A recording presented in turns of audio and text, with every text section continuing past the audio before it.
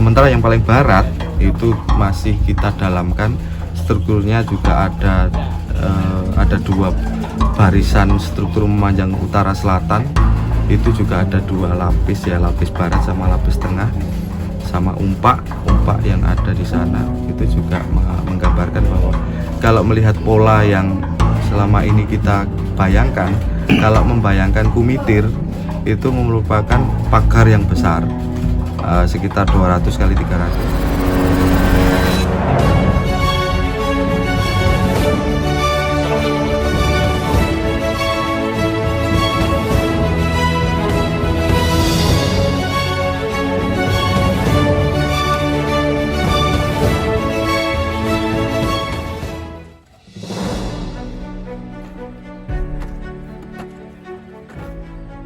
Petugas Balai Pelestarian Cagar Budaya terus melakukan ekskavasi di situs Brekahuripan atau situs Watu Ombo. Berlokasi di Desa Kelinterjo, Kecamatan Suko, Kabupaten Mojokerto, Jawa Timur. Ekskavasi situs Brekahuripan diduga sebagai tempat pemujaan atau tempat pendarmaan raja perempuan pertama Majapahit, yaitu Tribuana Tunggadewi. Proses ini bertujuan menampakkan struktur cagar budaya yang masih terpendam. Ekskavasi tahap kelima berlangsung pada 24 Oktober 2022 yang akan menggali lahan seluas 1.500 meter persegi. Penggalian arkeologi kali ini untuk mengungkap kata ruang sekaligus menemukan komponen candi. Menurut petugas BPJB mengatakan, ekskavasi tahap kelima digelar selama 30 hari terhitung mulai tanggal 24 Oktober. Hingga kini telah ada 4 titik ekskavasi. Tujuan ekskavasi mencari data untuk mengungkap struktur dan komponen di situs Brekahuripan.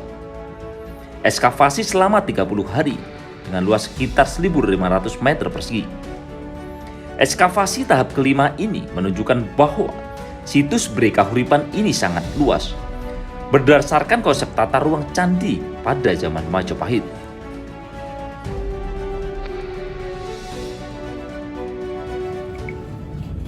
Cakra panorama sing akeh. Oh iya. Modelnya kan wis anu. Daerah ya. Loro kabeh kontene. Channel loro. Iki lawakan ayo, lawakan ae. Oke. Selamat siang Pak Vidi. Siang. Untuk yang saya tanyakan Pak, proses ekskavasi dimulai dari kapan, terus sampai kapan, dan apa saja penemuan untuk kegiatan ekskavasi dari BPK saat ini, dan untuk struktur itu mengindikasikan tentang apa Pak? Ekskavasi hingga hari ini sudah kita masuki di minggu kedua ya, yang rencana akan kita jalankan selama 1 bulan. Hingga minggu kedua ini kita sudah mencoba menampakkan struktur yang ada di sisi utara. Jadi lanjutan dari struktur yang sudah ditemukan beberapa bulan yang lalu ketika ekskavasi tahap keempat itu. Indikasi di sebelah sebelah barat dari struktur candi atau yoni itu ternyata juga masih berlanjut ke utara. Dari tahun kemarin itu kan juga ditemukan adanya indikasi gapura dalam gitu ya. Jadi gapura itu mempunyai sayap yang ke arah utara, lalu kita gali ternyata memang benar itu juga mengindikasinya adanya pagar.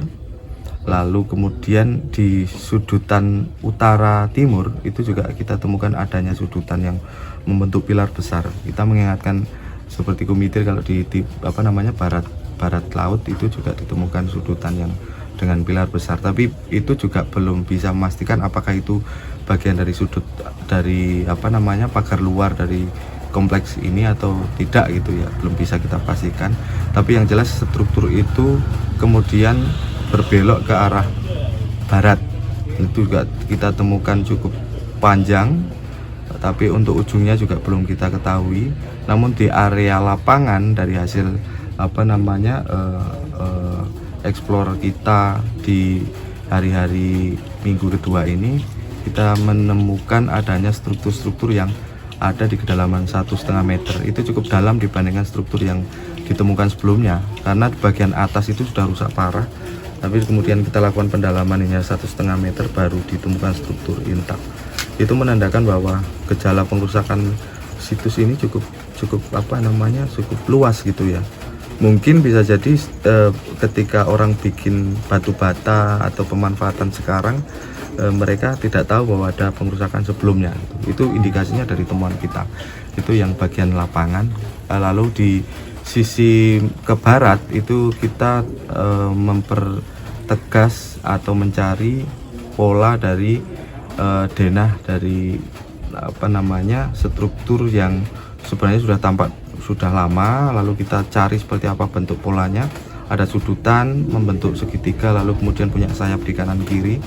Kita yang fokuskan di sisi selatan, apakah nanti bentuk itu juga memiliki bentuk yang sama yang ke belah timur, karena ada dugaan dari bentuk yang kita temukan sekarang sama existing yang sudah terlihat di sisi timur dari struktur yang sudah dicungkupi. Nanti bisa lihat di sana, itu juga ada dugaan ada pola struktur yang sama. Jadi kalau bicara soal mirroring, nanti dihadapkan begitu, ada struktur yang kemungkinan ada mirip dengan struktur yang ada di sebelah barat. Itu menjadi temuan yang cukup menarik yang nanti kita buka. Itu fungsinya apa? Pertama bentuknya seperti apa, lalu fungsinya seperti apa dalam komponen kompleks keruangan di situs Brega Uriban ini. Sementara yang paling barat itu masih kita dalamkan, strukturnya juga ada dua barisan struktur memanjang utara selatan. Itu juga ada dua lapis ya, lapis barat sama lapis tengah, sama umpak yang ada di sana. Itu juga menggambarkan bahwa kalau melihat pola yang selama ini kita bayangkan, kalau membayangkan kumitir itu merupakan pagar yang besar, sekitar 200 kali 300, itu hanya dalamnya kita tidak tahu. Tapi kalau kami dari hasil diskusi, bisa jadi pola keruangan yang ada di situs Brega Uriban ini, pagarnya ada, dalamnya juga ada. Cuma untuk pagar luarnya kita belum temukan begitu. Tetapi komponen-komponen yang ada di dalamnya sudah terlihat bahwa di sebelah barat ada bangunan suci, ada struktur yang diduga adalah candi. Lalu berjalan ke arah selatan, ke sebelah barat ada pagar yang kemudian ada indikasi gapura. Lalu ke arah barat lagi ada lapangan. Lalu ke arah barat lagi ada struktur yang cukup masif dan bentuknya segitiga, mungkin seperti bintang atau seperti apa gitu, tapi belum kita pastikan ya, karena perkiraannya hanya menyudut begitu, hanya punya sayap. Lalu ke barat lagi juga ada. Yang menjadi PR kita, gapuranya nanti seperti apa yang lain di sebelah barat, itu yang nanti kita eksplor lagi, karena prosesnya juga masih minggu kedua, masih ada 2 minggu ke depan. Semoga bagaimana komponen-komponen kompleks di Brega Uriban ini akan terjawab setelah kita selesai nanti gitu.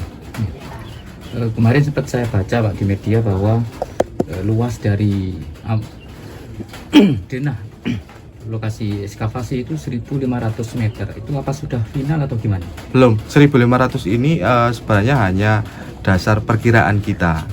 Kalau merujuk kepada ukuran yang kemungkinan mirip dengan 200 kali 300 itu, bisa jadi area ini akan berisi banyak sekali komponen gitu. Tapi masih kita dalami dari data-data yang sudah ada. Misalnya struktur ini ketemu di sini, lalu kita perlebar lagi areanya, maka akan ketemu struktur yang mengarah kemana. Itu dulu dibuka.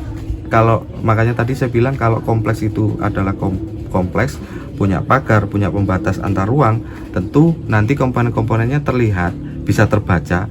Kalau denah-denah itu tergambar semua dan ditemukan semua. Kalau sebagian-sebagian kita sulit untuk menginterpretasikan. Kalau bicara soal pembagian ruang, tentu ada pembagian ruang yang pembagian sakral, profan, semi sakral, kemudian menjadi sakral, berarti ada 3 halaman.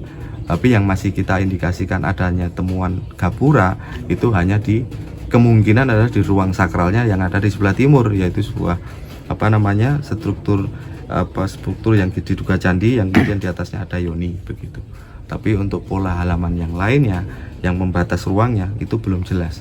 Jadi nanti kita pertegas setelah kita temukan data-data arkeologis, terutama struktur polanya seperti apa, nanti baru ketahuan batasnya di mana gitu. Dari hasil selama 30 hari kalau nggak salah Pak ya, ekskavasi ini. Nanti apa ada ekskavasi tahap berikutnya atau gimana, penataan atau gimana Pak? Tentu kalau bicara tentang potensi tidak bisa kegiatan ini selesai dalam satu waktu gitu ya. Contohnya ini kegiatan Glinter ini sudah masuki kelima begitu ya, progres tahap kelima, dan belum bisa kita ketahui seperti apa. Jadi nanti mungkin juga ada perencanaan di tahun depan gitu. Berdasarkan apa yang dilihat oleh teman-teman saat ini ataupun media yang lain, memang kebanyakan lebih dominan ke struktur Pak ya. Ya. Apakah ada temuan yang lain selain struktur? Ya.